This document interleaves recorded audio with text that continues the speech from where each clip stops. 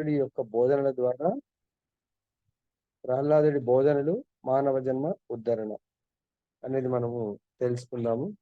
ఓం నమో భగవతే వాసుదేవాయ. ఓం నమో భగవతే వాసుదేవాయ. ఓం నమో భగవతే వాసుదేవాయ. ఓం నమో భగవతే వాసుదేవాయ. ఓ భగవతే వాసుదేవాయ. ఓం నమో భగవతే వాసుదేవాయ. నారాయణ నమస్కృత్య నారాయణం నమస్కృత్య నరం చైవ నరోత్తమం నరోత్తమం దేవీం సరస్వతీం వ్యాసం సరస్వతి వ్యాసం జయాముదీరే తతో జయాముదీరయే. నక్షత్రాయేషు భద్రేషు భద్రేషు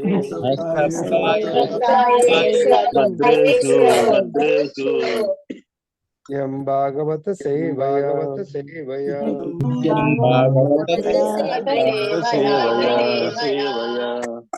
భగవతి ఉత్తమ శ్లోకే భవతి నహి స్థితి భక్తిర్భవతి నైష్ఠికీ. కృష్ణ గురుజీ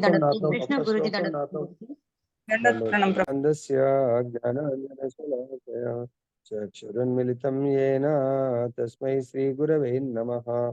నమో ఓం విష్ణుపాదాయ కృష్ణప్రేష్ఠాయ భూతలే శ్రీమతే భక్తి స్వరూప దామోదర స్వామినిధి నామినే. నమో ఓం విష్ణుపాదాయ కృష్ణప్రేష్ఠాయ భూతలే శ్రీమతే భక్తి వేదాంత స్వామినిధి నామినే. నమస్తే సరస్వతీ దేవీం గౌరవాణి ప్రచారిణి నిర్విశేష శూన్యవాది పాశ్చాత్య దేశధారిణి. జయ శ్రీ కృష్ణ చైతన్య ప్రభు నిత్యానంద శ్రీ అద్వైత గదాధర శ్రీవాసది గౌర భక్త వృంద. హరే కృష్ణ కృష్ణ కృష్ణ హరే హరే హరే రామ రామ రామ హరే హరే. बोलो ग्रंथराज श्रीमद् भागवतम की जय. श्री श्री राधा रमन लाल की जय. जगन्नाथ बलदेव सुभद्रा महारानी की जय. समावेत भक्त वृंद की जय. वांछा कल्पतरुभ्यश्च कृपा सिन्धुभ्यैव च पतितानां पावनेभ्यो वैष्णवेभ्यो नमो नमः. అనంత కోటి వైష్ణవ భక్త బృందికి జై. ఈరోజు చాలా చాలా ముఖ్యమైన ఈరోజు రేపు ప్రతి ఒక్కరిని కూడా ఆహ్వానించండి. అంటే ఈవెన్ దీంట్లోనే టైం మేనేజ్మెంట్ కూడా ఉంటుంది. సమయ పాలన, మనం సమయాన్ని ఎలా సద్వినియోగపరచుకోవచ్చు అని. ఓకే, ఇప్పుడు చూద్దాం మనం. భక్త ప్రహ్లాదుడు పలికెను. బుద్ధిమంతుడైన వాడు జీవిత ఆరంభము నుండియే అనగా కౌమార వయస్సు నుండియే ఇతర కలాపములను విడిచి భక్తి యోగ నిర్వహణకు మానవ జన్మను వినియోగించవలను. మానవ జన్మము దుర్లభము అయినది. ఇతర జన్మల వలె అది తాత్కాలికమే అయినను భక్తియోగ నిర్వహణకు అనువైనది కనుక మిగుల అర్థవంతమైనది. శ్రద్ధాపూర్వకమైన కించిన్ మాత్ర భక్తి అయినను మనుజునికి పూర్ణ సిద్ధిని కలుగజేయగలదు. సో ప్రహ్లాదుడు చెప్తున్నాడు, మనం అందరం గొప్ప ఆచార్యుడు, జనంలో మహాత్ముడు ప్రహ్లాదుడు అంటున్నాడు, 80 లక్షల పశు పక్షాదుల జన్మ తర్వాత, వెయిటింగ్ తర్వాత మానవ జన్మ వచ్చింది. సో మనం కూడా ఎప్పుడైనా చూస్తాము, తిరుపతిలో వైకుంఠ ఏకాదశి రోజు కానీ ఇంకేదైనా రోజు వెళ్ళి ఆ రోజు అన్ని కూడా స్పెషల్ దర్శనాలన్నీ కూడా మోస్ట్లీ క్యాన్సిల్ చేస్తారు అనుకుంటాను. కేవలం సర్వదర్శనం, ధర్మ దర్శనం మామూలుగా వెళ్తూ ఉంటారు. కొన్నిసార్లు 24 అవర్స్ 30 అవర్స్ కూడా వెయిటింగ్ ఉందనుకోండి. 30 గంటలు వెయిటింగ్ తర్వాత లోపల ఇట్లా మనం భగవంతుడి యొక్క మెయిన్ డోర్‌లోకి ఎంటర్ అవుతున్నాం అనుకోండి మనం. ఎంత ఆనందం ఉంటది. ఇంకా లోపలికి వెళ్తున్నాను అని జెప్పేసి. లోపలికి వెళ్ళిన తర్వాత కూడా మళ్ళా ఇలా తిరిగి రావాల్సిందే. కొంచెం వెళ్ళి భగవంతుడికి మళ్ళీ వెళ్ళాలంటే కొంచెం టైం పడుతుంది. అక్కడ కూడా రష్. కానీ ఎంతో ఆనందం ఉంటది. 30 గంటల తర్వాత ఆ మెయిన్ దర్వాజా లోపలికి వెళ్తుంటే, అదే విధంగా దయచేసి అక్కడేమో మనం అన్ని గంటలు వెయిట్ ఈ శరీరంతోనే నిరీక్షించాం గాబట్టి అలా అనిపిస్తుంది. మనకు పూర్వపు 80,00,000 జన్మలు వెయిటింగ్ మనకు తెలియలేదు. కాబట్టి అది ఒకవేళ భగవంతుడు మనకు ఏమన్నా సీసీ కెమెరాల ద్వారా కొంచెం పూర్వపు జన్మలో ఎంత దుర్భరమైన జీవితాన్ని గడిపాము అనేది ఒక్కసారి మనకు చూయిస్తే, మళ్ళీ ఈ మానవ జన్మని స్కిప్ చేస్తే అటు వెళ్తాము అనేది చూయించారనుకోండి, ఎవ్వరు గూడా తప్పు జేయరు. ఎవ్వరు గూడా ఒక్క నిమిషం గూడా వేస్ట్ చెయ్యరు. కాబట్టి ఇక్కడ ప్రహ్లాదుడు అదే చెప్తున్నాడు. బుద్ధిమంతుడైన వాడు కృష్ణ భక్తి అనేది బుద్ధిమంతులు మాత్రమే జేస్తారు. బుద్ధిహీనులు చేయరు. బుద్ధిహీనులు, అల్పబుద్ధులు వేరే జేస్తా ఉంటారు. కాబట్టి బుద్ధిని మంతుడైన వాడు ఎప్పటినుంచి చేయాలా? జీవితం యొక్క ఆరంభం నుంచి జేయాలి. ప్రహ్లాదుడు ఎప్పటి నుంచి చేశాడు? గర్భంలో నుంచి చేశాడు. ప్రహ్లాదుడు అంటుండు అట్‌లీస్ట్ వాళ్ళ ఫ్రెండ్స్ అందరూ వ కౌమార దశలో ఉన్నారు గాబట్టి, సో, భక్తి అనేది కౌమార దశ నుంచి చెయ్యవలసిందది. అదెందుకు? భక్తి యోగ నిర్వహణ మానవ జన్మకును వినియోగించవలసుకోవాల్సింది. సపోజ్ ఏదైనా మనకు క్యాబ్ బుక్ చేసే ముందు మనం రెడీ అయ్యి క్యాబ్ బుక్ చేయాల. క్యాబ్ వచ్చిన తర్వాత మనము వెయిటింగ్ జేపిస్తే వెయిటింగ్ చార్జెస్ పడతాయి. సో, కాబట్టి ఇక్కడ గూడా మానవ జన్మ రాకముందే మనము రెడీ అవ్వాల. అంటే తల్లి గర్భంలో రెడీ అవ్వాలి. మరి తల్లి గర్భంలో రెడీ అవ్వాలంటే మన చేతిలో ఉందా? తల్లి, తండ్రి చేతుల్లో ఉంది. లేదు ప్రభు మనం ఆల్రెడీ వచ్చేసినాం గదా ప్రభుజీ. ఓకే. ఇప్పటికైనా గుర్తుపెట్టుకోండి. మనం ఆల్రెడీ 50 సంవత్సరాలు క్రాస్డ్, 60 క్రాస్డ్, 70 క్రాస్డ్.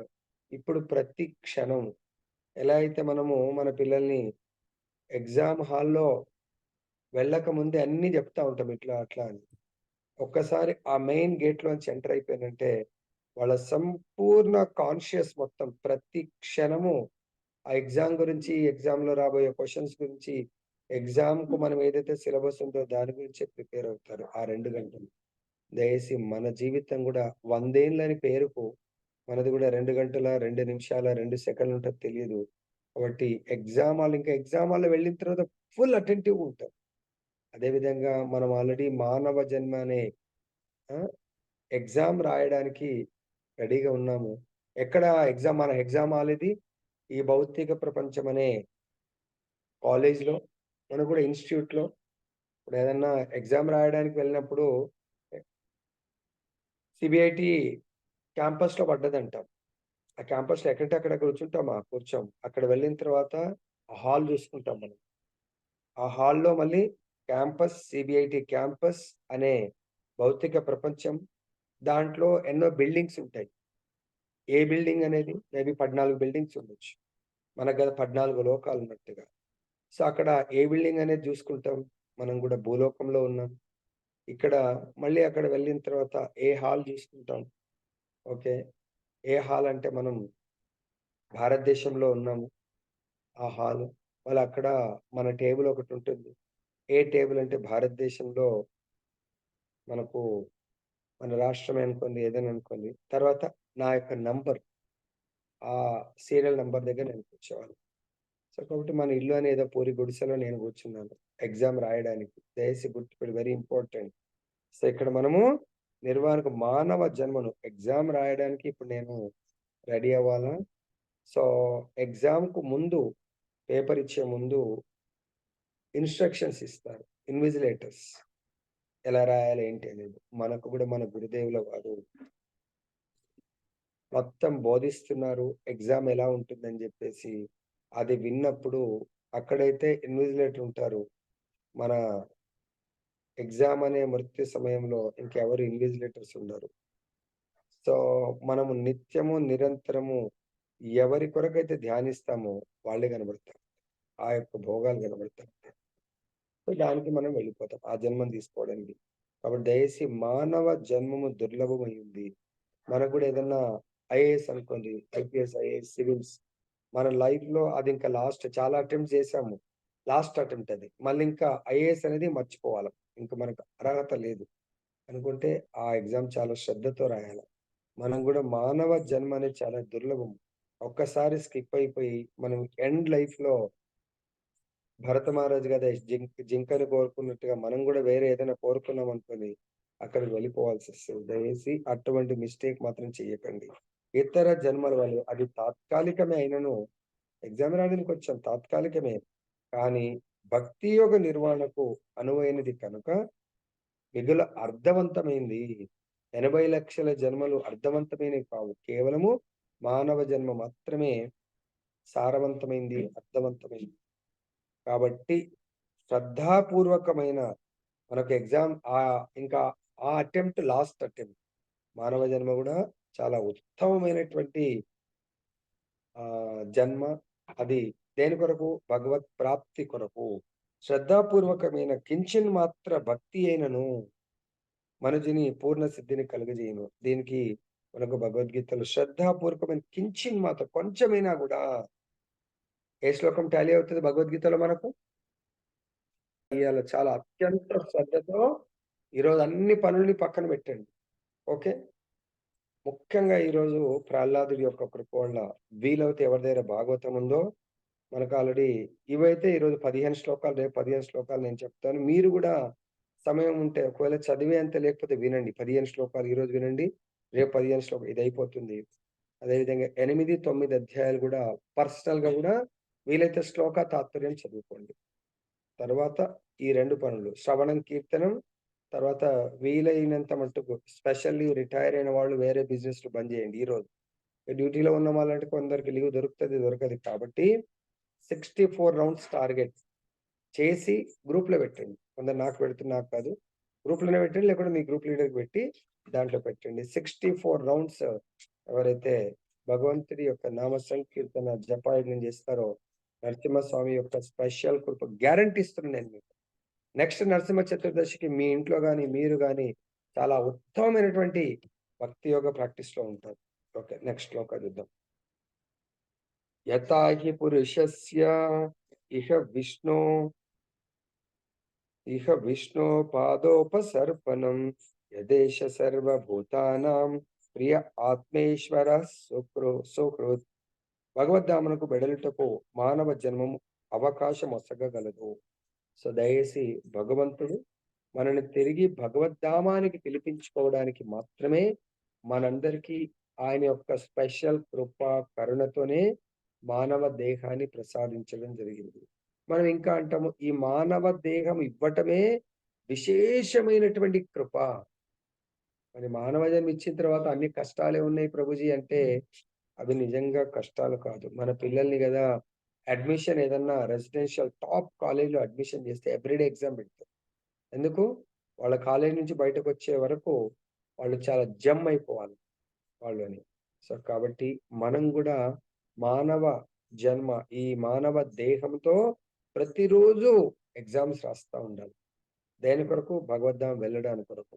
కుంతిమానని ఏం కోరుకున్నది? ఏదైనా కోరిక కోరుకో అంటే నాకు తిరిగి ఇప్పటి వరకు నా జీవితంలో ఎన్ని కష్టాలు ఉండేనో దానికంటే ఇంకా ఎక్కువ కష్టాలను ప్రసాదించు అన్నది. ఎందుకంటే అలాంటి కష్టాలు కోరుతున్నావంటే, ఎందుకంటే ఇప్పుడు మాకు రాజ్యాన్ని ఇచ్చావు, నా కొడుకు పట్టాభిషేకం అయిపోయింది, నువ్వు వెళ్ళిపోతున్నావు. నువ్వు లేని పట్టాభిషేకం ఎందుకు? నువ్వు లేని రాజ్యం ఎందుకు? నీవు లేని మాకు ఈ సంపదలు ఎందుకు అని అడుగుతావు. కాబట్టి దయచేసి మనకి ఏమన్నా కష్టాలు వస్తున్నాయంటే మన ప్రారంభ కర్మ, దాని గురించి పెద్ద పట్టించుకోవాల్సిన అవసరం లేదు. నాకు ఆరోగ్యం బాగాలేదు అనుకుందాం, నేను లాస్ట్ ఆఫ్ లీవ్ లేవు, లాస్ట్ ఆఫ్ లీవ్ పెట్టాను. సో అట్లీస్ట్ లాస్ ఆఫ్ నేను తెలిసే అప్లై చేశాను, సగం పైన వస్తుంది, లేకపోతే పేమెంట్ రాదు. అదేవిధంగా లాస్ట్ లైఫ్ లో నేను చేసిన దానికి ప్రారంభ కర్మ అనేది ప్రతిఫలము. సో మన గోల్ దాని కొరకు కాదు. మన గోల్ ఈ మానవ దేహంతో వీలైనంత త్వరగా నేను భగవత్ లోకానికి ప్రయాణం అవ్వాలి. కనుక ప్రతి జీవుడు, ముఖ్యంగా మానవ జన్మను బడిసిన వాడు విష్ణు భగవానుని పాద పద్మ సేవలో నియుక్తుడు కావలను. ఇవన్నీ ప్రిన్సిపల్స్. అంటే ఇట్లా స్టార్ మార్క్స్ పెట్టుకోవాల్సిన ప్రహ్లాదుడు చెప్తున్నాడు. ప్రతి జీవుడు అంటే చెట్లు చేమలు ప్రతి ఒక్కరు కూడా. అందుగురించే మీరు మీ ఇంటి దగ్గర చెట్లు పెంచుకోవాలా, లేదంటే పాపం ఎక్కడే పెరుగుతాయి ఫ్లవర్స్ తీసుకొచ్చి భగవంతుడికి ఆఫర్ చేయాలి. ప్రతి జీవుడు అవి శాంత భక్తి చేస్తే తనతో తానుగా చేయలేవు. మనము మిగతా 4 భక్తులు మనం చేయగలుగుతాం. కాబట్టి ప్రతి జీవుడు ముఖ్యంగా మానవ జన్మ పొందినవాడు విష్ణు భగవానుడి పాద పద్మ సేవలో నియుక్తుడు కావాలని, భగవంతుడి సేవలో నియుక్తం అవ్వడానికి ఈ శరీరం వచ్చింది గాని, మనం అది తప్ప ఇంకేమేం చేస్తున్నాం అనేది మీ అందరికి తెలుసు. మనం ఇతర దేహాలను సేవిస్తున్నాము. ఇతర దేహాలంటే వాళ్ళు మానవ దేహాలుండొచ్చు, పశువు దేహాలుండొచ్చు, పక్షుల దేహాలుండొచ్చు. లేదంటే కొందరికి గార్డెన్ పెంచుకోవడం ఇష్టం ఉంటది. కానీ దాంట్లో పూసేటువంటి పువ్వులను భగవంతుడికి ఆఫర్ చేయరు. దాంట్లో కాసేటువంటి ఫలాలను ఆఫర్ చేయరు. ఆ దేవదేవుడు పరమ ప్రియుడు, ఆత్మేశ్వరుడు, సకల జీవ హితైషి కనుక అట్టి భక్తియుక్త సేవ సహజమే అయ్యుండును. కాబట్టి భగవంతుడు ఎలా అయితే హనీ ఆకర్షిస్తుందో, పూల చెట్లలో ఉన్నటువంటి తేనె మనకు కనబడదు. కానీ దాని యొక్క సువాసన మనకు రాదు. కేవలం ఆ ఫ్లవర్ లో ఉన్నటువంటి హనీకి తేనెటీగకే సంబంధం ఉంటుంది. సో ఫ్లవర్ పూసిందో లేదో అక్కడ నుంచి తేనె, అంటే తేనె ఉన్నటువంటి ఫ్లవర్స్ లో తేనెటీగలు వస్తాయి, తీసుకొని వెళ్ళి ఒక దగ్గర పోగు చేస్తూ ఉంటాయి. వాటికి తెలుసు ఇంత తేనెని పోగు చేస్తున్నప్పుడు మరి మనం అమృతం, భాగవతంలో అమృతం ఉంది. అది ఎవరికి తెలుస్తుంది? భాగవత ప్రియుడికి తెలుస్తుంది. భగవత్ ప్రియుడికి, భగవద్ భక్తుడికి మాత్రమే తెలుస్తుంది. భాగవతంలో అమృతం ఉంది. ఆ అమృతాన్ని నేను తేనెటీగ ప్రతిరోజు వెళ్ళి ఆ తేనెని తీసుకొచ్చి ఒక దగ్గర పోగు చేస్తూ ఉంటుంది. మరి మనం కూడా నిత్యం భాగవత నిత్యం భాగవత సేవ చేయాలి. అంటే భాగవత అమృతాన్ని ఆస్వాదించడమే మన ధర్మం. గీతామృతాన్ని ఆస్వాదించడమే మన ధర్మం. నామామృతాన్ని ఆస్వాదించడమే మన ధర్మం. కాబట్టి ఇక్కడ మనకు చెప్తుంది ఆ దేవదేవుడు పరమ ప్రియుడు. ఎందుకు? భగవంతుడిని ఎందుకు ఆశ్రయించాలి? ఎలా ఆశ్రయించాలంటే భాగవతం ద్వారా భగవంతుని మనం ఆశ్రయించవచ్చు. ఆ ప్రియమైనటువంటి భగవంతుడి యొక్క ప్రేమని పొందడానికి. ఎందుకు? భగవంతుడు సకల జీవ హితైషి, ప్రతి జీవి యొక్క శ్రేయోభిలాషి. భక్తియుత సేవ సహజమే. మన లోపల ప్రతి ఒక్కరి లోపల భక్తియుత సహజంగా ఉంటుంది. కానీ ఈ భౌతిక దేహము త్రిగుణాలతో కూడుకున్నది కాబట్టి కొన్నిసార్లు నేను ఒక గురువు గారి యొక్క ప్రవచనం వింటా ఉంటే, మనకు కూడా భగవద్గీతలో కూడా వచ్చింది. ఈ త్రిగుణాలు అనేది ఒకేసారి కనబడవు. కొన్ని సందర్భాల్లో సత్వగుణం, ఈరోజు మన అందరి లోపల సత్వగుణం ఉంది. సో మిగతా 2 గుణాలు సప్రెస్ అయిపోయాయి. అవి కనబడకుండా దాన్ని క్లోజ్ చేసాం మనం. అంటే క్లోజ్ అంటే డార్క్ లో కనబడకుండా చేసాం. ఈరోజు సత్వగుణంలో ఉన్నాం పొద్దున్న నుంచి. మిగతా 2 ఉండవు. అదే విధంగా రాత్రికి మళ్ళీ తామసిక గుణం రావచ్చు, రేపు రజోగుణం రావచ్చు. ఏదో ఒక్క గుణము పైకి వస్తుంది, మిగతా 2 కనబడకుండా ఉంటాయి. మళ్ళీ ఇంకో గుణం సత్వ రజో తమో గుణాలు, సత్వ ఎస్ఆర్టి సత్వ రజో తమో గుణాలులో ఏదో ఒకటి లీడ్ చేస్తూ ఉంటుంది. సో కాబట్టి ఇక్కడ మనము ఆ గుణాతీతము కావాలి అంటే మనము నిత్యము భాగవత ప్రియులము కావాలి.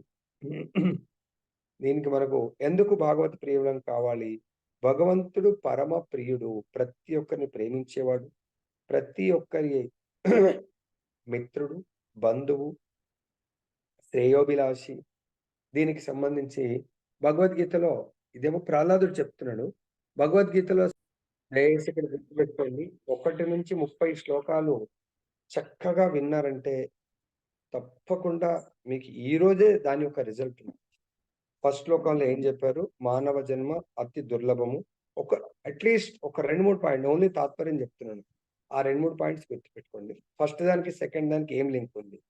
సో సెకండ్ దాంట్లో ఏం చెప్తున్నారు భగవంతుడు, థర్డ్ దాంట్లో, అలా మనం ముందుకు వెళ్దాం.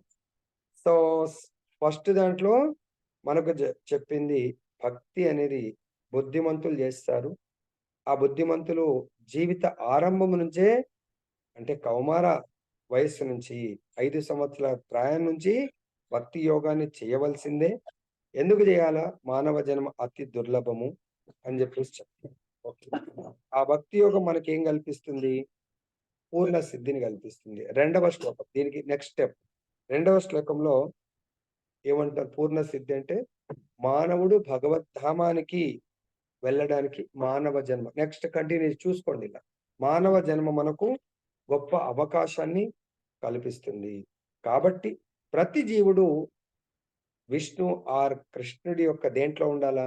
నవదా భక్తుల్లో శ్రవణం, కీర్తనం, విష్ణు స్మరణం, పాద సేవనం. 4వది ఇది ఇక్కడ అదే చెప్తుంది. విష్ణు భగవానుని పాద పద్మ సేవలో నియుక్తుడు కావాలి. 2వ శ్లోకం మనకు ఎందుకు నేను భగవంతుని పాదాలను సేవించాలంటే, భగవంతుడు పరమ ప్రియుడు, ఆత్మేశ్వరుడు, ఆత్మకు ఈశ్వరుడు. నేను దేహాన్ని కాదు, నేను ఆత్మని కాబట్టి నా ఈశ్వరుడు భగవంతుడు. సో నాకే కాదు, భగవంతుడు ప్రతి జీవికి, సకల జీవుల యొక్క హితైషి అంటే మనందరం కలిసి భగవంతుడికి సేవించాలా. ఎందుకు?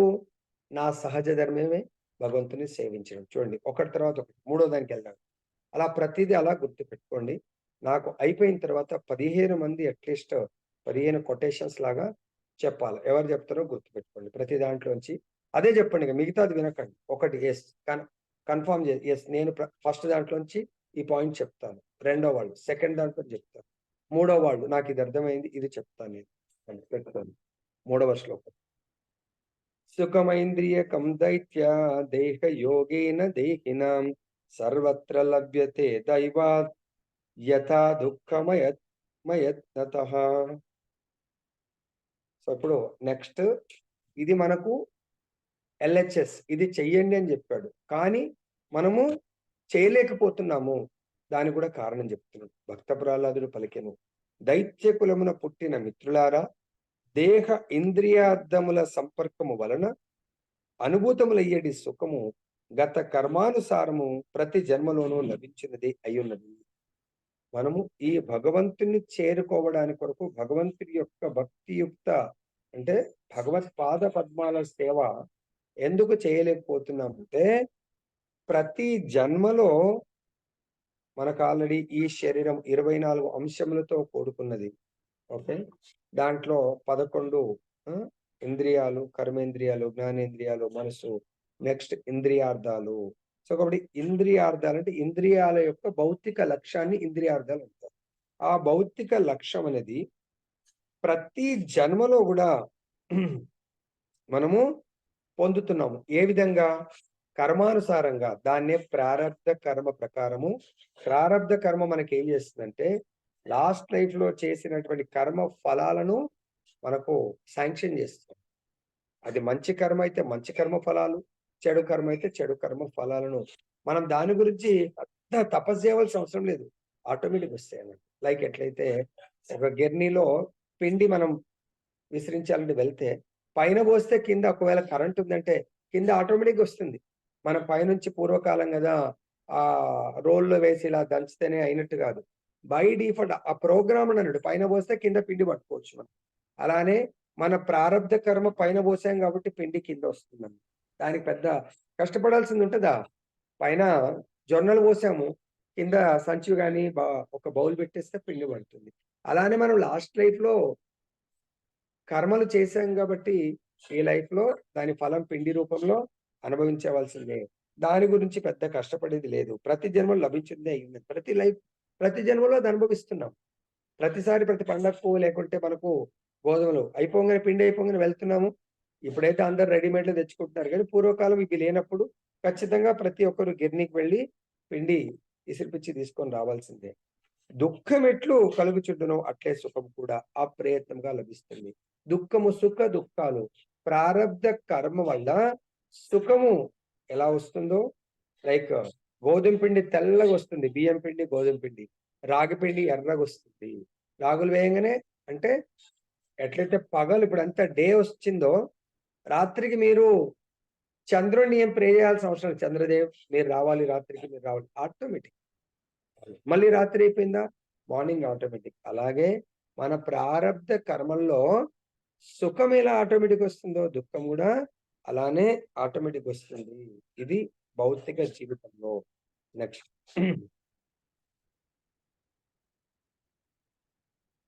తత్ప్రయాసః న కర్తవ్యం యతః ఆయుః వ్యయః పరం తథా న విందతే క్షేమం ముకుంద చరణాంబుజం. అర్థము ద్వారా కేవలం ఇంద్రియ భోగము కొరకు లేదా భౌతిక సుఖము కొరకు యత్నించరాదు. ఏలయనగా అది కాలమును శక్తిని వృధాపరచునే గాని ఎట్టి లాభమును కలుగజేయదు. ఫస్ట్ మనకు 2 శ్లోకాస్ మన యొక్క లక్ష్యాన్ని చెప్పాడు ప్రహ్లాదుడు.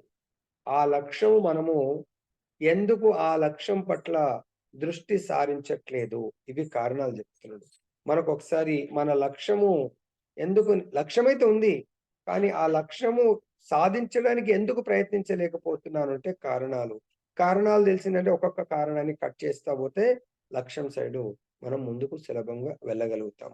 ఇక్కడేమంటున్నాడు ప్రహ్లాదుడు, మన దగ్గర చాలా డబ్బు ఉంది అనుకుందాం. డబ్బుంది, పేరు ప్రతిష్ట ఉంది. ఇంద్రియ భోగం కొరకు, ఇంద్రియ భోగం అంటే భౌతిక సుఖాల కొరకు యత్నించక, డబ్బు ఉంది దాన్ని భగవత్ సేవకు ఉపయోగించండి. నాకు శక్తి ఉంది, మాన్యువల్ శక్తి అంటే ఫిజికల్ శక్తి, భగవత్ సేవకు ఉపయోగించండి. తెలివితేటలని భగవత్ సేవకు ఉపయోగించండి. ఎగ్జాంపుల్, మొన్న మనకు సండే ఎగ్జామ్ అందరూ రాశారు, ఎంజాయ్ చేశారు. ఆ ఎగ్జామ్ వెనుక ఎవరి కృషి ఉంది? ఎగ్జామ్ పేపర్ తయారు చేసిన వాళ్ళు ఎవరు? హారగ్రేస్ బ్రజవల్లి మాతాజీ, ఈసారి రేబెల్లి శ్రీనివాస్ ప్రభు కూడా సహకారంతో అది జరిగింది. తర్వాత వీటన్నిటిని సాఫ్ట్‌గా, మనకు సాఫ్ట్ ప్రోగ్రామ్ అవని శ్రీ మాతాజీ మనందరికీ ఫెసిలిటీ, నేను ఎగ్జామ్ రాయాలి అనుకుంటున్నాను వాళ్ళందరికీ కూడా తయారు చేసి పెట్టారు. అలానే మనకు ఈ భౌతిక, నా దగ్గర డబ్బుంది, భౌతిక సుఖాల కొరకు ఒకవేళ దాన్ని ఖర్చు పెట్టినట్టయితే శక్తిని, కాలమును వృధా చేసిన వాళ్ళము అవుతున్నాము అని చెప్తున్నారు. సంపత్తి, ఇంకా పేరు ప్రతిష్ట ఉంది, దాన్ని కూడా భగవత్ సేవకు ఉపయోగించండి. కానీ మనుజుని యత్నములు కృష్ణ భక్తి భావన వైపునకే లక్షించి ఉన్నచో తప్పక అతడు ఆత్మానుభవ దివ్య పదమును పడేయగలడు. సో 2 చెప్తున్నారు ఈ శ్లోకంలో. ఓకే, మీరు భౌతిక భోగాలు అంటే ఇంద్రియ తృప్తి కొరకు మీ ధనాన్ని, మీ యొక్క పేరు ప్రతిష్ట, ఫ్యామిలీ, పెద్ద ఫ్యామిలీ, వీటిని ఉపయోగించినట్టయితే కాలము శక్తిని వృధా చేసినట్టు. పెద్ద ఫ్యామిలీ ఉంటాయి, జాయింట్ ఫ్యామిలీ, అదే ఫ్యామిలీ యొక్క శక్తిని, బుద్ధిని, వాళ్ళ దగ్గర ఉన్నటువంటి ధనాన్ని, ఇంకా వాట్ ఎవర్ యూ హ్యావ్, దాన్ని భౌతికమైనటువంటి కాకుండా ఆత్మానుభవ మార్గంలో మనము ఖర్చు పెట్టినట్టయితే అది మన లక్ష్యం ఏంటి?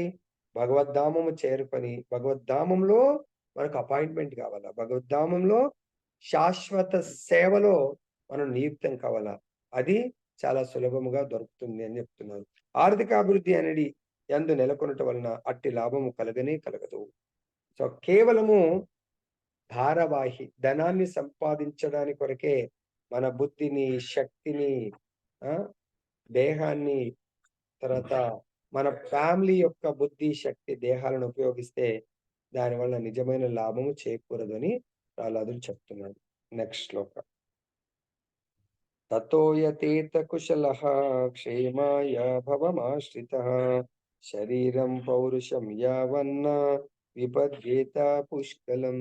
కనుక ఈ సంసారం నందు ఉన్నప్పుడు భవమాశ్రితః, మంచి చెడు విచక్షణ చేయగలిగిన మానవుడు శరీరం దృఢముగా ఉన్నంత వరకు, అది క్షీణించి కలత కలిగించనంత వరకు అత్యున్నత జీవిత లక్ష్యమును సాధించిన కొరకే యత్నించవలెను. ఇది మనకు చాలా బుల్లెట్స్ లాగా ఉన్నాయండి. అత్యున్నతమైనటువంటి జీవిత లక్ష్యము భగవంతుని యొక్క ప్రేమ. మనకు కూడా భగవత్ ప్రాప్తి సాధించడానికేమో నవదా భక్తులు 9 మార్గాలు, సాధించడంలో 9 స్టెప్స్ అన్నట్టు. మనకు జీవిత లక్ష్యము ఆ 9 స్టెప్స్ ద్వారా మనం వెళ్ళాలి. మొదటి స్టెప్ ఈరోజు అందరూ చాలా శ్రద్ధగా వింటున్నారు. శ్రద్ధ దేని పట్ల?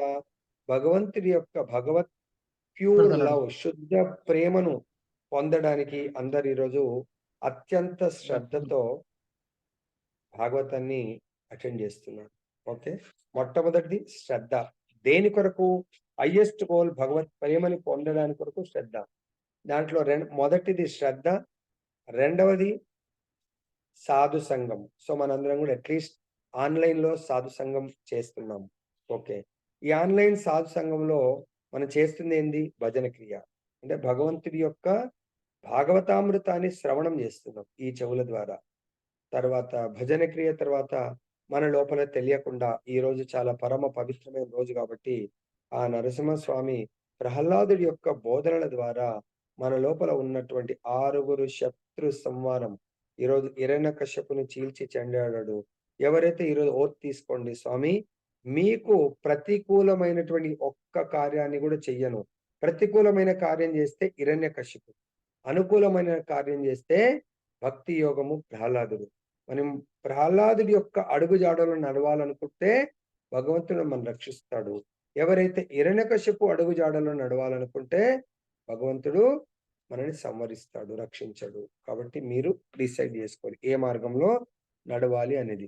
కనుక ఈ సంసారం నందు ఉన్నప్పుడు మంచి చెడు విచక్షణ చేయగలిగిన మానవుడు శరీరం దృఢముగా ఉన్నంత వరకు మనకు మంచి చెడు ఏంటి?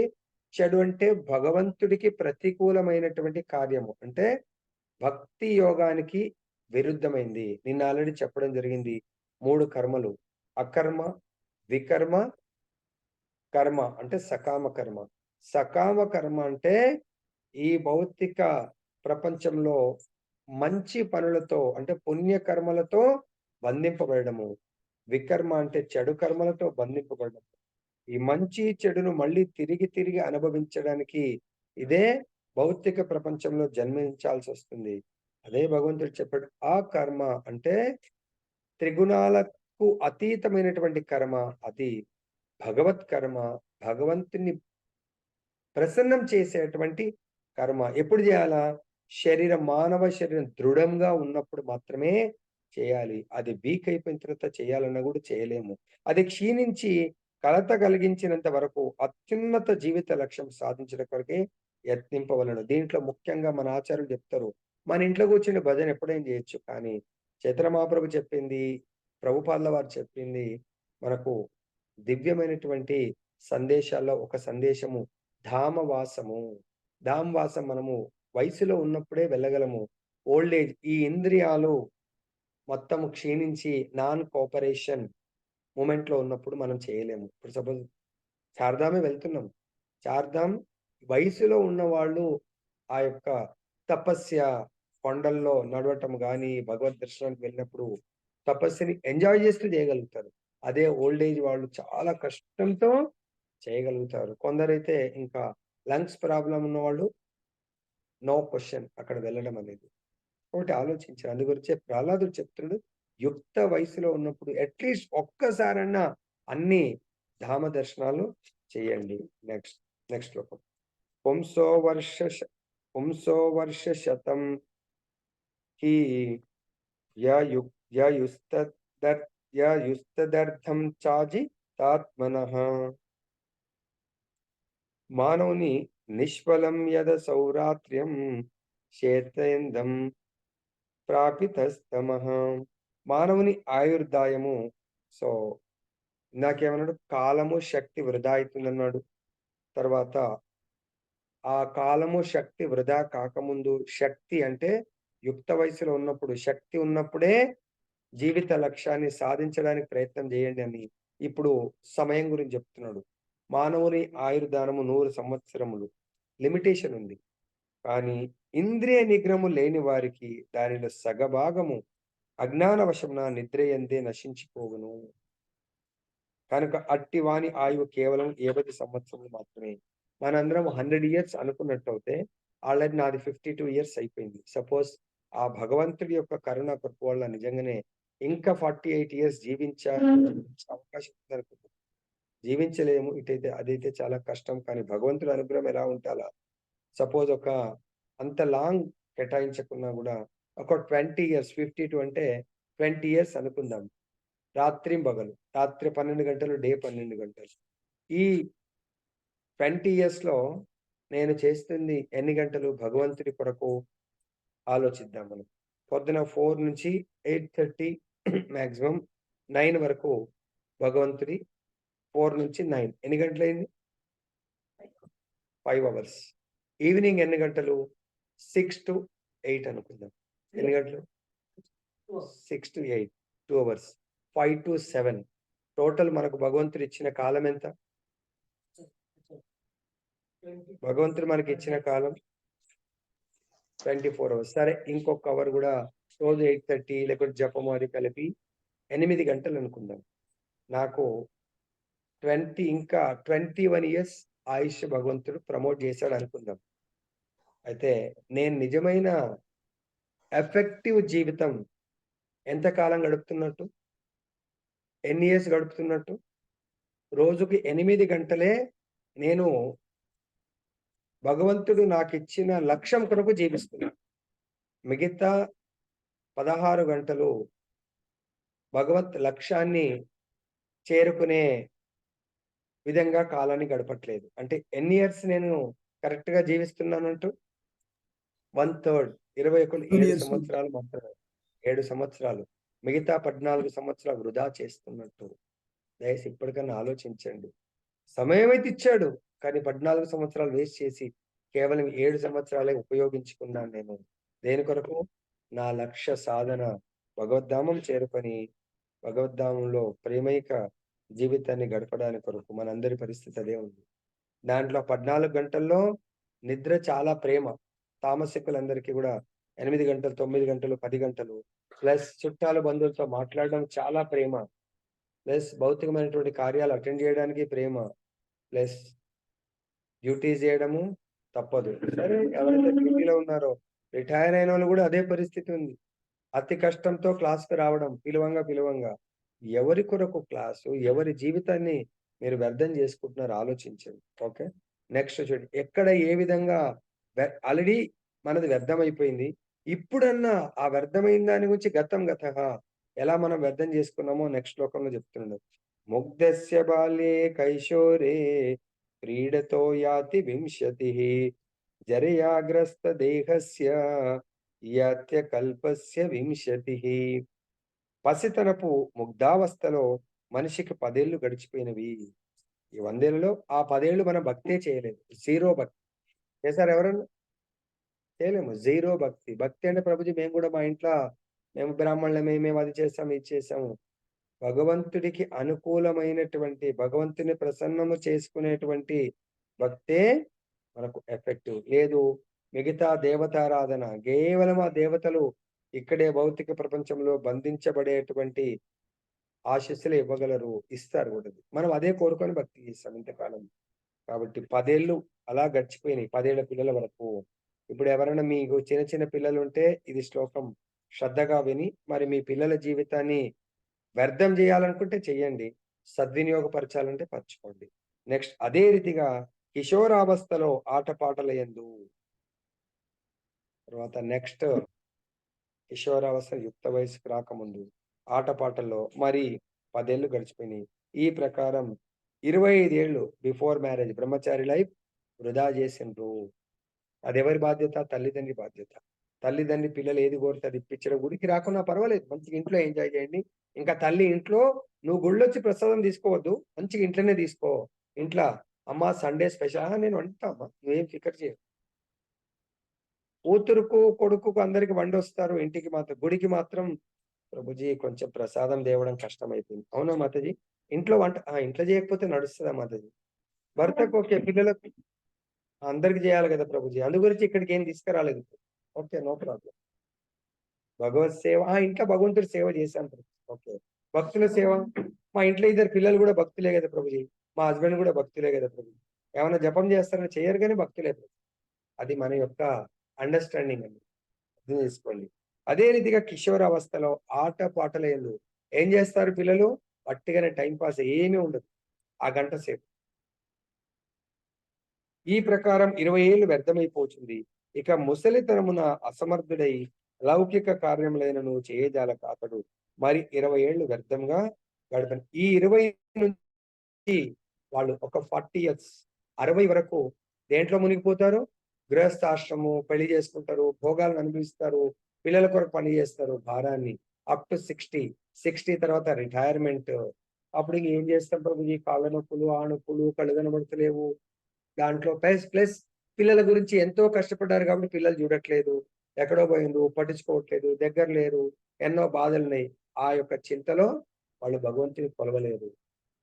20 ఏళ్ళు అట్ల వేస్ట్, 10 ఏళ్ళు వేస్ట్ చేశారు. 40 ఏళ్ళు పెళ్లి, భార్య, పిల్లల కొరకు కష్టపడి అలా వేస్ట్ చేశారు. 60 తర్వాత మనం ఎవరి గురించి పనిచేసామో అదే చింతన, అదే స్మరణ జరుగుతూ ఉంది. భగవంతుడి యొక్క స్మరణ ఎక్కడ ఉంది? ఎక్కడ ఉండదు. నెక్స్ట్ శ్లోకం. దూరాపురేణ కామేన మోహేన చ బలీయసా శేషం గృహేషు సక్తస్య ప్రమత్తస్యాపయాతి. మనస్సు ఇంద్రియములు నిగ్రహింపబడిన వ్యక్తి తృప్తి చెందని కామవాంఛల వలనను మోహ వశమునను విపరీతంగా గృహ ఆసక్తుడగును. అట్టి ప్రమత్తుడు మిగిలిన జీవితమందును భక్తి యోగమున నెలకొనందున ఆ సమయం కూడా వృతాయే అగును. అట్లీస్ట్ ఓకే, 40 ఏళ్ళు తప్పదు మనం కొంత గృహస్థ జీవితంలో. కానీ చాలా మంది ఇప్పుడు రిటైర్ అయ్యారు, రిటైర్మెంట్కి దగ్గర ఉన్నారు. ప్రభు ఇప్పుడైనా మీరు కళ్ళు తెరిచి కొంచెం భక్తి యోగాన్ని చేయండి ప్రభుజీ. సో నాకు మొన్న రాజాగౌడ్ ప్రభుజీ నిజామాబాద్ లో ఒక స్టేట్ గవర్నమెంట్ లో ఒక ఆఫీసర్ ని, పాపం ఆయన సూపరింటెండెంట్ ని తీసుకొచ్చాడు. ఆయన స్థితి చూస్తే చాలా దుర్భరంగా అనిపించింది. ఆఫీస్ లో చాలా టైగర్ లాగా ఉండేవాడు. కానీ ఇప్పుడు షుగర్ ఎక్కువైపోయి అసలు ఆయనతో మాట్లాడాలంటే చాలా, అంటే హెల్పింగ్ నేచర్ చాలా బాగుండే. అది చూసి రాజగొట్టు ఆయన హెల్ప్ చేస్తా ఉన్నాడు.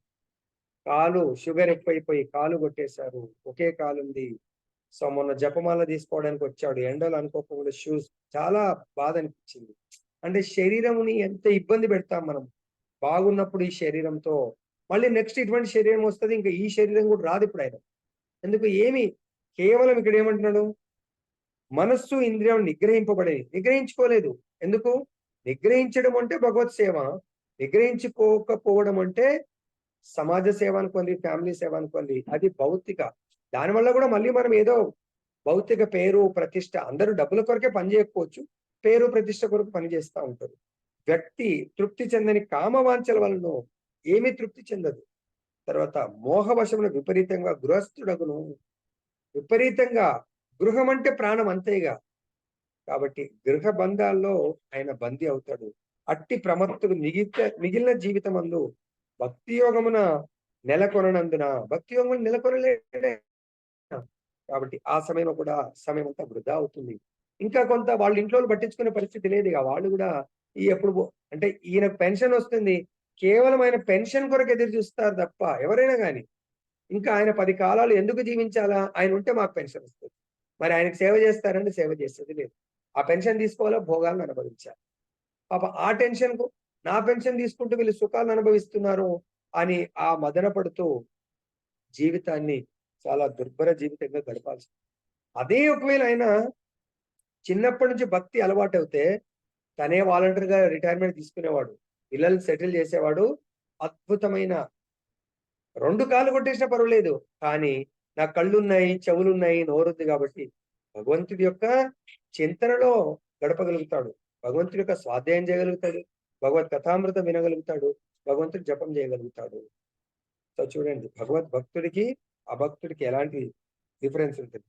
కో గృహేషు పుమాన్ సక్తం ఆత్మానం అజితేంద్రియ స్నేహ పాశ్చర్దృఢై బద్ధః ఉత్సహేత విమోచితం. ఇంద్రియ నిగ్రహము లేనందున అమిత గృహాసక్తుడైన ఏ పురుషుడు తన్ను తాను ముక్తిని కావించు కొనగలడు. దయచేసి గుర్తుపెట్టుకోండి, ఇలా క్వశ్చన్స్ ఇస్తున్నాడు. మీ ఇంద్రియాలను నిగ్రహము చేయలేనందున అంటే 4 నియమాలు మనకు ఆచార్యుడు చెప్పారు. ఆ నియమాలను కంట్రోల్ చేయలేకపోతున్నామంటే మనకు ఇంద్రియ నిగ్రహం లేదు. ఆ 4 కంటే కూడా ముఖ్యమైనది భగవంతుడి నామజపము, భగవంతుడి కథామృత శ్రవణము. ఇది చాలా ముఖ్యమైనది. భగవద్భక్తుల సాంగత్యము చాలా ముఖ్యమైనది. సో ఇవి ఎవరైతే స్లోగా చేయడంలో తనను తాను నియుక్తం చేసుకుంటారో ఆటోమేటిక్ గా ఆ 4 నియమాలు కంట్రోల్ అయిపోతాయి. అంటే ఏంటి ఆ నియమాలు? మనం పాటించవలసిన నియమాలు. భోజనం గురించి భోజన సంబంధం కేవలం మనకు కేటాయించినటువంటి భగవత్ ప్రసాదాన్ని మాత్రమే తీసుకోండి, అప్రసాదం భుజించకండి. అంటే మాంసాహారాన్ని భుజించకండి, శాకాహారమైనా కూడా భగవంతుడికి నైవేద్యం పెట్టింది మాత్రం భుజించండి. లేదైతే మీరు ఇంద్రియ నిగ్రహాన్ని కోల్పోయినట్టు. ప్రభుజీ మా ఇంట్లో అవ్వట్లేదు, అదే ఇక్కడ చెప్తున్నాడు. గృహాసక్తుడు, అమితమైనటువంటి గృహాసక్తుడు. గృహంలో ఎవరుంటారు? భర్త భార్య పట్ల ఆసక్తి, భార్య భర్త పట్ల ఆసక్తి, ఇద్దరు కలిసి పిల్లల పట్ల ఆసక్తి, ఇద్దరు కలిసి అత్తమామల పట్ల ఆసక్తి ఉన్నవారు కాబట్టి ఏ పురుషుడు తన్ను తాను ముక్తిని కొనసాగించి ఇంకా ముక్తి ఎలా పొందుతాడండి? ఇంపాసిబుల్. ఇంద్రియ నిగ్రహం లేనివాడు. సంసార ఆసక్తుడు కుటుంబము. సంసారం అంటే ఈ భౌతిక సంసారము, దేహానికి సంబంధించినటువంటి బంధు బాంధు బాంధవ్యాల మీద ఎవరికైతే మోహం ఉంటుందో అదే సంసార ఆసక్తి. అంటే మన కొంతమందికి అన్ని కుటుంబాలకు సాయం చేస్తూ ఉంటారు, అదే పని. అది సంసార ఆసక్తుడు. ఎవరి పట్ల? పుత్ర కలత్ర బంధ్వాదులు పట్ల గల స్నేహ పాశమచే దృఢముగా బంధితుడై ఉంటాడు. కాబట్టి ఆ బంధుత్వాలను ప్రభుజీ మరి వాళ్ళందరిని వదిలిపెట్టమనట్లేదు. వాళ్ళందరినీ కృష్ణ భక్తులుగా మార్చండి. ఇంట్రెస్ట్ లేదా? వదిలే. హరే కృష్ణ అంటే హరే కృష్ణ. ఒక లేదంటే మీరు బందీ అవ్వకండి వాళ్ళ కొరకు. నెక్స్ట్ ఓన్వర్ధ తృష్ణాం విసృజేత్ ప్రాణేభ్యో అపి య ఈప్సితః యం క్రీణాత్య సుభిః ప్రేష్టైస్తర్క సేవకో వని. ధనం ఎంత ప్రియమైనదనగా నెక్స్ట్ బంధు బాంధవ్యాలలో ఎలా మనం చిక్కుంటామో దానికి కారణం ధనము. ధనమెంత ప్రియమైనదనగా దానిని మనుజుడు తేనె కన్నను తీయదనిగా భావిస్తాడు. డబ్బులు అనికంటే కూడా చాలా తీయగా ఉంటుందండి. అర్థమైందా? నెక్స్ట్ కనుక ఎవ్వడు ముఖ్యంగా గృహస్థ జీవనమున నందున్నవాడు ధనమును కూడబెట్టవలెనని కోరికను త్యజించింది. చాలా స్వీట్ అది. కాబట్టి మళ్ళీ షుగర్లెస్. అదే మనం తేనె ఎక్కువ తింటే షుగర్ వస్తుంది, ధనం ఎక్కువ ఉంటే షుగర్లు ఏం రాదు కదా. మనం సేఫ్ సైడ్ అని చెప్పేసి దానిని ఆ ధనాన్ని సంపాదించడమే 100కు 2 ఏళ్ళు తక్కువైనా కూడా ధనానికి బిజినెస్ అనుకొని షాప్లో పోయి కూర్చుంటారు. ఎనీ బిజినెస్, డ్యూటీ అయితే ఏం చేయలేరు కానీ స్పెషల్ గా బిజినెస్ వాళ్ళు దాని పట్ల డ్యూటీ రిటైర్ అయిన తర్వాత ఏదో బిజినెస్ చేయాలనుకుంటా ఉంటారు. అదే ప్రతి ఒక్కళ్ళు కూడా ఆరోగ్యంగా ఉన్నా అండి వట్టి కూర్చుంటే అనారోగ్యం పాలవుతాం అనుకుంటారు. వట్టికి ఎవరు కూర్చోమంటారండి? నిజమైన సేవ చేయండి, భక్తియుక్త సేవ చేయండి, దాంట్లో పాల్గొనండి. గురువు గారికి అడగండి, గురువుగారు ఏమైనా సేవలు ఉంటే ఇవ్వండి. అడగము. మన ఇష్టానుసారం కంఫర్టబుల్ ఉంటే గురువుగారు పలానా టైపు నేను వస్తాను, అప్పుడు ఏమైనా సేవ ఉంటే ఇవ్వండి అని మనం కోరుకుంటాం. తస్కరులు, సేవకులు, సైనికులు, వణిజులు తమ ప్రాణములను పణముగా పెట్టి అయినను ధనార్జనకు యత్నించరు. చూడండి, కరోనాలో కూడా డబ్బు సంపాదించడానికి తిరుగుతా ఉన్నారు చాలా మంది. అర్థమైందా? ఇప్పటికి కూడా మన గ్రూప్ లో కూడా చాలా పెద్ద ఏజ్ వాళ్ళు ధనం గురించి ఆలోచిస్తా ఉన్నారు. ఏమైంది ప్రభు? సాయంత్రం క్లాస్ అటెండ్ చేయలేదు. ఏ ప్రభు? వేరే బయటకు పోయినప్పుడు, బిజినెస్ మీద పోయినప్పుడు, దోస్తుల దగ్గర పోయినప్పుడు. ఎవరు ఏం పనికి వస్తారు? భాగవతం అప్పుడు భాగవతం, భగవద్గీత అప్పుడు భగవద్గీత అటెండ్ చేయాలి. ఆఫీస్ లో ఏమి ఉండదండి. ఆఫీస్ లో కూడా మొత్తం ప్రపంచం మునిగిపోయేంత ఉండదు. మీరు ఒక్కసారి భగవంతుడు ప్రే చేయండి, భగవంతుడు ఆఫీస్ కూడా మిమ్మల్ని 6 o'clock రిలీవ్ చేయకపోతే అడగండి. ఆఫీస్ లో ఉన్నారండి, అడ్మినిస్ట్రేషన్ వింటూ చేయండి. టెక్నికల్ గా ఉన్నారండి, మీరు ఎస్డి అనుకుందాం ఎగ్జాంపుల్, మా బిఎస్ఎన్ఎల్ అయితే జాయింట్ కొట్టేది ఇవాళ రేపు కాంట్రాక్ట్ పిల్లలండి. సో వింటా ఉండండి, దానికి కూడా ఏం ప్రాబ్లం ఉంటుందండి. మనసు ఉంటే మార్గాలు ఉంటాయి. అదేనండి. నెక్స్ట్ శ్లోకం. కథం ప్రియాయ అనుకంపితాయ సంగం రహస్యం రుచిరాంశ మంత్ర సుహృత్సు తత్సే హసిత శిశూనాం కళాక్షరాణమనురక్త చిత్తః పుత్రాన్ స్మరంస్తాదు పితృర్హు దయ్యా భ్రాతॄన్ స్వసూర్వా పితరౌ చ దీనౌ గృహాన్ మనోజ్ఞో రుచి పరిచ్చ దాంశ వృత్తిశ్చ కుల్యాః పశుభృత్య వర్గాన్ తజేత కోశ స్కృతి వేగమానాః కర్మాణి లోభాదవితృప్త కామాః ఔపస్త్య జైహ్యం బహుమన్యమానాః కథం విరజ్యేత దురంత మోహం. చాలా ఇంపార్టెంట్. దీంట్లో చాలా మనము భౌతిక ప్రపంచంలో మనని మనమే ఎలా బందీ చేసుకున్నాము అనేది మనమే లాక్ చేసుకుంటాం. ఒక్కోసారి కీ అనుకోకుండా బయట ఉండిపోయింది, లోపల ఇయ్యాల రేపు ఆటో లాక్స్ వచ్చాయి, అది పెట్టగానే లాక్ అవుతుంది, కీ లోపల లేదు మనకు. సో అప్పుడు ఎవరికైనా ఫోన్ చేయాలా, లాక్ ఓపెన్ చేయమని చెప్తాం. అలాంటి పరిస్థితి అన్నట్టు మనం బందీ మనమే చేసుకున్నాం. హృదయ కుహరమున కుటుంబ సభ్యుల రూపమునే నిలుపుకొని వారి ఎడ అమిత అనురాగమును కలిగి ఉన్న పురుషుడు వారి సాంగత్యం నెట్లు విడవగలుగును. దయచేసి హృదయంలో ఓపెన్ ఉండాలి. హృదయంలో ఏం చేశాం మనము? కుటుంబ సభ్యులని లోపల పెట్టుకొని బంధించాం. ఇంకా ఎవరు కూడా ఎంటర్ కాకుండా. అటువంటి వాడు కుటుంబ సభ్యుల ఎడ అమిత అనురాగం, రాగం వాళ్ళు. కానీ వాళ్ళు ఎప్పుడైనా ఐదర్ వాళ్ళని మనం విడుస్తారు, మనమైనా వాళ్ళని విడవాల్సిందే. మనం వెళ్ళిపోయేటప్పుడు కూడా చాలా దుఃఖంతో వెళ్తాం. ఎందుకు? నా హృదయంలో భగవంతుడు లేడు. భగవంతుడు ఎవరి హృదయంలో ఉంటాడు? గురువు గారి హృదయంలో, శుద్ధ భక్తుల హృదయంలో. అంటే ప్రభుజీ ప్రతి ఒక్కరి హృదయంలో పరమాత్మ లేడా? ఉన్నాడు. కానీ మనం ఆయనను క్లోజ్ చేసామని. మనం కూడా టెంపుల్ క్లోజ్ చేస్తాం కదా, టైం అయిపోయి రాత్రి పూట. అలా మనకు రాత్రి దినము కూడా క్లోజ్ చేసేస్తాం హృదయస్థ పరమాత్మని. ఎందుకు? మనము ఈ బంధువుల పట్ల, కుటుంబ సభ్యుల పట్ల అనురాగం వల్ల. ముఖ్యంగా భార్య ఎల్లప్పుడూ దయగలది, సానుభూతి గలది నై ఏకాంతమున భర్తకు ముదమును గూర్చుచుండు. కుటుంబంలో కూడా అందరికంటే ముఖ్యమైనది మన దేహ కోరికలను తీర్చేది భార్య కాబట్టి అది కూడా ఏకాంతంలో. సో మనందరికీ తెలుసు, ఏకాంతంలో భార్యాభర్తలు అది చాలా ఉన్నతమైన సుఖం అనుకుంటా ఉంటారు. అది అన్నిటికంటే తుచ్చమైన సుఖం. ఆ సుఖాన్ని ఎవరైతే తుచ్చమైందిగా భావిస్తారో, ఏకాంతంలో భార్యాభర్తలు అనుభవించేది, వాళ్ళ జీవితం సగం సక్సెస్ అయిపోయింది. నెక్స్ట్, అట్టి అనురాగవతి అయిన భార్య సాంగత్యమును ఎవడు విడవగలడు? ఆ ఏకాంత సుఖాన్ని ఎవరైతే ఇద్దరు కలిపి విడవాలనుకుంటారో వాళ్ళు 50% సక్సెస్. కానీ విడవలేరు. ఎందుకు విడవలేరంటే ఓల్డ్ ఏజ్ వచ్చినప్పుడు విడవలేరండి. ఆ భార్య ప్రాణం ప్రాణం అంటారు. అరే భార్యకు మీకు మధ్యలో భగవంతుని పెట్టి ప్రాణం అనండి. అప్పుడు ఆ భార్యని భగవంతుడికి ప్రాణం చేయండి, మీకు ప్రాణం చేయకండి.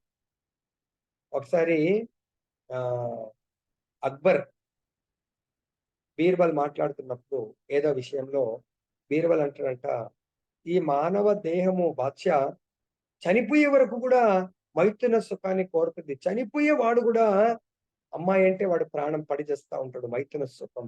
ఏం మాట్లాడుతున్నావు బీర్బల్? చనిపోయేటోడు ఎలా కోరుకుంటాడు? మీకు తెలియదు బాద్షా, 100 ఏళ్లకు దగ్గరైనోడు కూడా అదే కోరుకుంటాడే. నేను ఒప్పుకోను, నేను అది అంటాడు. సరే సమయం వచ్చినప్పుడు చెప్తాను బాద్షా, సరే అంటాడు. దాని తర్వాత కొంత కాలానికి వాళ్ళ ప్రైమ్ మినిస్టర్, అక్బర్ యొక్క కొలువులో ప్రైమ్ మినిస్టర్ 100కు 2 ఏళ్ళు తక్కువ ఉన్నాయంట. ఇక ఆయన చాలా అనారోగ్యం పాలై ఇంకా రేపో మాపో చనిపోయే స్థితికి అని చెప్పేసి డాక్టర్స్ డిక్లేర్ చేస్తారు. అప్పుడు అందరు వెళ్ళి చూస్తారు. అక్బర్ కూడా వెళ్ళాలనుకుంటాడంట. అక్బర్ బీర్బల్ మనం మన ప్రైమ్ మినిస్టర్ గారిని చూసొద్దాం, ఇంకా ఆయన ఎప్పుడైనా వెళ్ళిపోవచ్చు అని డాక్టర్ డిక్లేర్ చేశారంటే, సరే బాద్షా వెళ్దాము. ఇంకా రెడీ అయి వెళ్తున్నప్పుడు, బాద్షా మీ యొక్క అక్బర్కున్న కూతుర్లలో అందరికంటే వయసులో ఉన్నాను, మేబీ 16 to 20 years మధ్యలో యంగ్ అమ్మాయి, ఆమెను కూడా రమ్మంటే, ఏంటి అక్బర్ రోగిష్టి దగ్గరికి నా కూతురు ఎందుకంటే, మీరు తీసుకురండి బాద్షా అంటే బీర్బల్ ఏదో చెప్పిండంటే బాద్షా కూడా ఒప్పుకుంటాడు. సరే 2-3 సార్లు చెప్తారు, తీసుకురండి నా రిక్వెస్ట్ అంటాడు. సరే ఆమెను మంచిగా, ఇంకా చక్రవర్తి కూతురు అంటే ఎలా మామూలుగా వెళ్తారా, మంచి తయారే వెళ్తారు. అప్పుడు బీర్బల్ మొదటగా వెళ్తాడు, కళ్ళు మూసుకుంటాడు. నేను బీర్బల్ అంటే ఏదో చూసి చూడనట్టు చేస్తాడు. తర్వాత అక్బర్ వెళ్తాడు. అక్బర్ వెళ్ళినట్టు కొంచెం ఇట్లా మాట్లాడతాడు.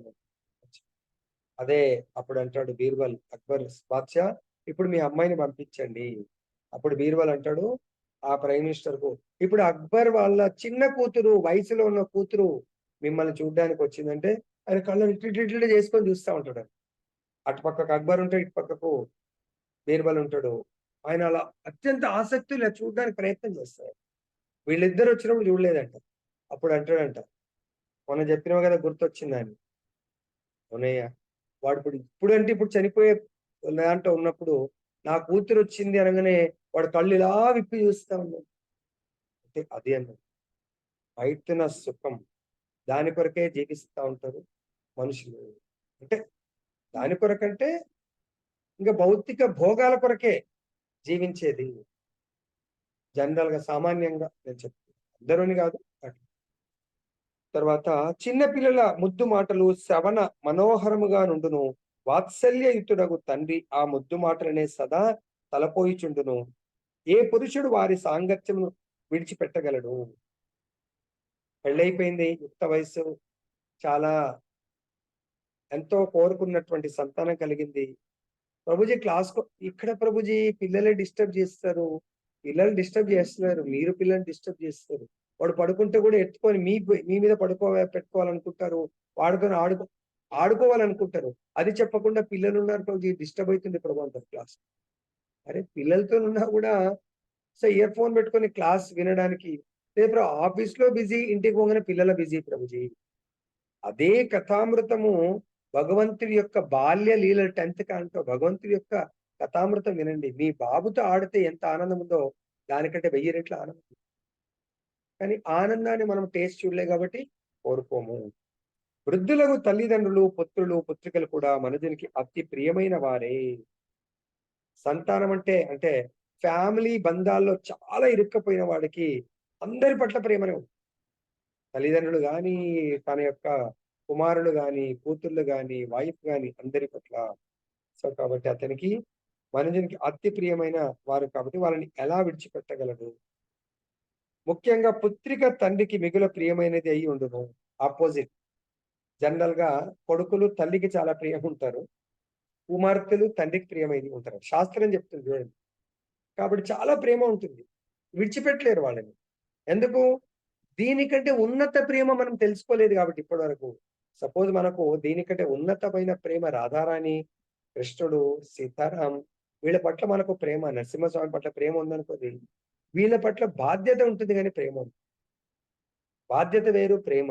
ఎందుకంటే వీళ్ళే నాకు సర్వస్వం అంటే భగవంతుడు సర్వస్వంగా మనం ఆయనను స్వీకరించలేము.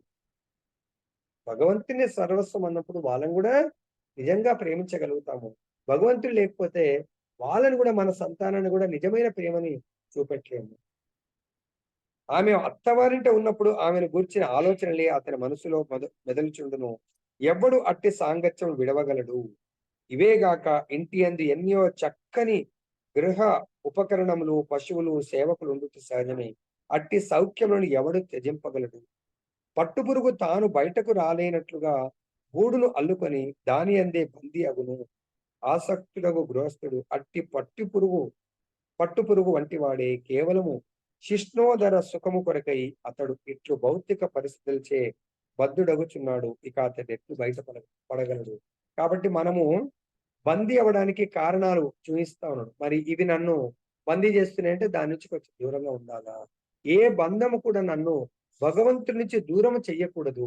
ప్రతి బంధము నన్ను భగవంతుడికి దగ్గర చేస్తే అప్పుడు వాళ్ళు నిజమైన బంధువులు, లేదంటే వాళ్ళు నా నిజమైన శ్రేయోభిలాషులు కాదు, నిజమైన బంధువులు కాదు. నెక్స్ట్, కుటుంబ పోషాయ వియన్నిజాయో నబుధ్యతీర్థం విహతం ప్రమత్తః సర్వత్ర తాపత్రయ దుఃఖితాత్మ నిర్విద్యతేన స్వకుటుంబ రామః. అమిత ఆసక్తుడైన వాడు కుటుంబ పోషణకే తన విలువైన జీవితము వృధా అగుచున్నదని తెలుసుకున్న జాలదు.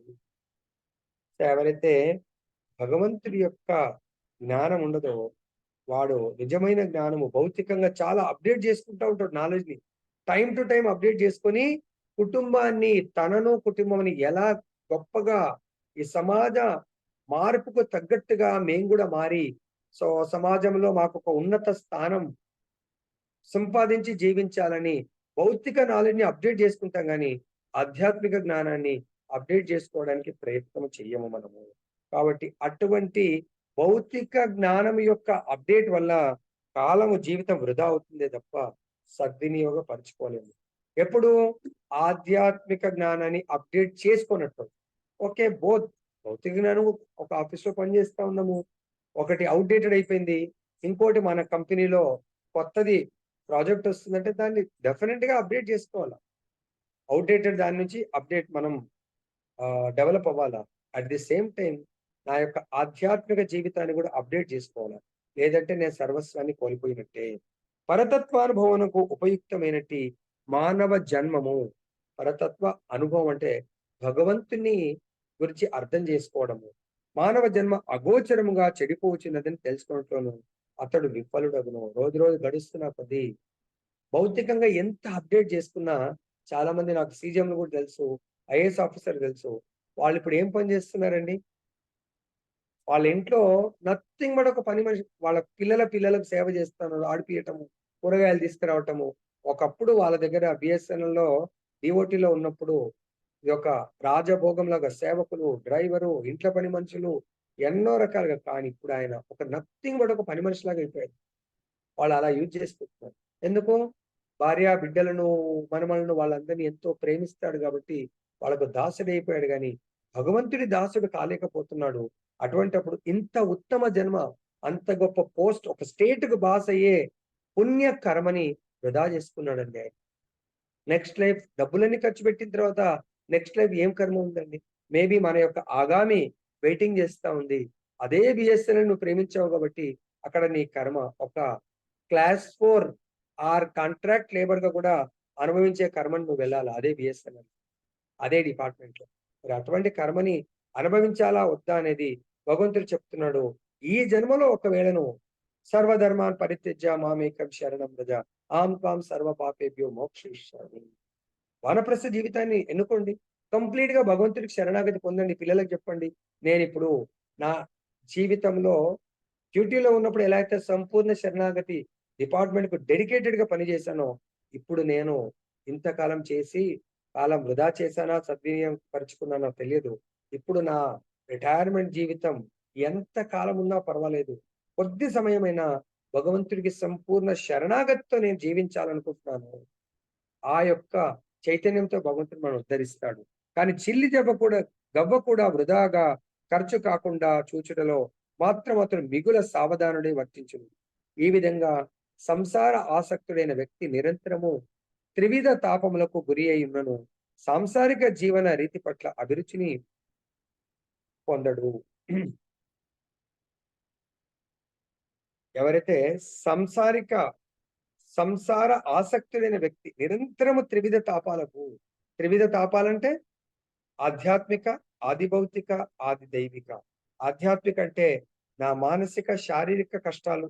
ఆది భౌతిక అంటే ఇతర జీవుల వల్ల, ఆ ఇతర జీవులు వైఫ్ ఉండొచ్చు, పిల్లలు ఉండొచ్చు, పెంపుడు జంతువులు ఉండొచ్చు, చుట్టాలొచ్చు ఉండొచ్చు, బంధువులు ఉండొచ్చు. ప్రభు వాళ్ళతో జీవనం తప్ప అంటే వాళ్ళతో భౌతిక జీవనం తప్పు, ఆధ్యాత్మిక జీవనం ఒప్పు. ఆధ్యాత్మిక జీవనంలో గడపడానికి ప్రయత్నం చేయండి. ఎందుకు అలా చెప్తున్నాను తప్పు పట్టుకోకండి. నేను ఇప్పుడు సపోజ్ నేను ఉన్నానండి. నాకు జైలు జీవితం మంచిదా? నా యొక్క ఫ్యామిలీ జీవితం మంచిదా? జైలు జీవితం ఎవరైనా లైక్ చేయరు. ఎందుకు జైలుకి వెళ్ళాలనుకుంటారండి? అక్కడ ఖైదీలాగా నా వైఫ్ రాదు. నేను ఒక్కడే వెళ్ళాలి. నా పిల్లలు రారు. వాళ్ళకి ఒక గంట సేపు ఇస్తారు నన్ను కలవడానికి వస్తే. మరి అలాంటప్పుడు ఒక 1 అవర్ అది కూడా ఏదో మామూలు విషయాలు మాట్లాడుకొని వాళ్ళు ఇటు నేను అటు. అటువంటి జీవితం ఎవరు గడుపుతారండి? కాబట్టి ఇక్కడ చెప్తుంది భగవంతుడు, ఈ భౌతిక ప్రపంచంలో మీరందరూ జైలు జీవితంలోనే ఉన్నారు. అందరూ కలిసి రమ్మంటున్నాడు. మన ఫ్యామిలీని రమ్మంటున్నాడు. ఫ్యామిలీని నన్ను ఒక్కడినే రమ్మనట్లేదు. నా ఫ్యామిలీ అందరిని. కాబట్టి నేను ఫ్యామిలీ హెడ్‌గా అందరికి చెప్పాలా మనందరం కలిసి వెళ్దాము అని. ఎక్కడికి? భగవద్ధామ్. అది నిజంగా మనం ఉండవలసినటువంటి ప్రదేశము. ఒకరి పట్ల అరే ప్రభుజీ వైఫ్‌ని ఎవరు వదిలివ్వమని చెప్పట్లేదు. ఈరోజు అద్భుతమైన రోజు, మంచి కీర్తన ఉంది అంటే పారాయణం ఉంది. ప్రతి ఒక్కరు అటెండ్ చేయండి. పారాయణం చేయండి. భగవంతుడి జపం చేయండి. సో, భగవంతుడి సేవ చేయండి. అందరూ కలిసి చేయండి. అందరూ భగవద్ధామం వెళ్తారు. అందరూ కలిసి ఇక్కడ గూడా మీ ఇంటిని వైకుంఠంగా మార్చుకోండి. నరకంగా మార్చకండి అని చెప్తున్నాను. ఒకరు భక్తి చేస్తే మిగతా వాళ్ళు చేయకపోతే వాళ్ళ కొరకు ప్రభుజీ నా వల్ల అవ్వట్లేదు ప్రభుజీ. ఎందుకంటే మా ఫ్యామిలీకి అటెన్షన్ ఇవ్వండి. ఇలా సాయంత్రం టెంపుల్‌కి రమ్మనము. టెంపుల్‌కి రండి. రేపొద్దున గుడికి రమ్మను. అందరూ కలిసి భర్తకి చెప్పండి. భార్యకి చెప్పండి. ప్రభుజీ వెళ్దాము. మనకెన్నో అనుకోకుండా ఎన్నో కష్టాలొస్తున్నాయి. నరసింహస్వామి యొక్క అభిషేకం చేద్దాము. ఆ భగవంతుడి కృప వల్ల మన కష్టాలన్నీ కూడా కడతేరుతాయి. రండి అందరూ కలిసి. అది ఇక్కడ మనకు గైడ్ చేస్తున్నారు. త్రివిధ తాపములు ఇతరుల వల్ల. తర్వాత ఆది దైవిక దేవతల వల్ల వరదలు, తర్వాత ఇంకా సునామీస్ గాని, కరువు కాటకాలు, మన కరోనా వచ్చింది. అందరికి కామన్‌గా ప్రాబ్లమ్స్ వస్తాయి. అవి ఆది దైవిక. నెక్స్ట్ శ్లోకం. విత్తేషు నిత్యా వినివిష్ట చేత విద్వాంస దోషం పరవిత్త హర్తుః ప్రేత్యేహ ప్రేత్యేహ వాత అప్య జితేంద్రియస్త దశాంత కామో హరతే కుటుంబీ. కుటుంబ పోషణార్థమునందు అమిత అనురక్తుడైన వ్యక్తి ఇంద్రియ నిగ్రహము లేని వాడైనచో అతని చిత్తము ధనార్జన ఎందే మునిగి ఉండును. ఇదండి భగవంతుడి కుటుంబం పట్ల అమిత ఆసక్తుడైన వాడు, కుటుంబంలో ఉన్న ప్రతి వ్యక్తి ఇంకా సుఖపడాలా, ఇంకా సుఖపడాలా. నా కొడుకు, అరే ఆయన సంపాదించుకుంటుండు ప్రభువు, ఆయన సంపాదించుకొని ఇల్లు గాని కారు గాని లేదు ప్రభుజీ, ఆయన సంపాదన ఆయన కొడుకులకు, నా కొడుకు నేను కొనిపించాలా, ఇల్లు కొనియాలా, కారు. అరే మీరు ఆల్రెడీ 65-70 అయినా కూడా ఆరోగ్యంగా ఉన్నది కదా ప్రభుజీ. అరే అదే మీరు భగవద్ధామంలో ఇల్లును కొనండి. అది ఎవరు చూసిండ్రు ప్రభుజీ, భగవద్ధామం ఉందా ప్రభుజీ? అరే రోజు అదిగా మీరు చెప్పిందని వింటున్నాను. మీరు మీ పిల్లల కొరకు కూడా భగవద్ధామంలో మీరు అక్కడ సంపాదిస్తే అక్కడ భగవద్ధామంలో మీరు ఒక విల్లా బుక్ చేయండి ప్రభుజీ. ఆ విల్లా కొరకు ఈఎంఐ కట్టండి.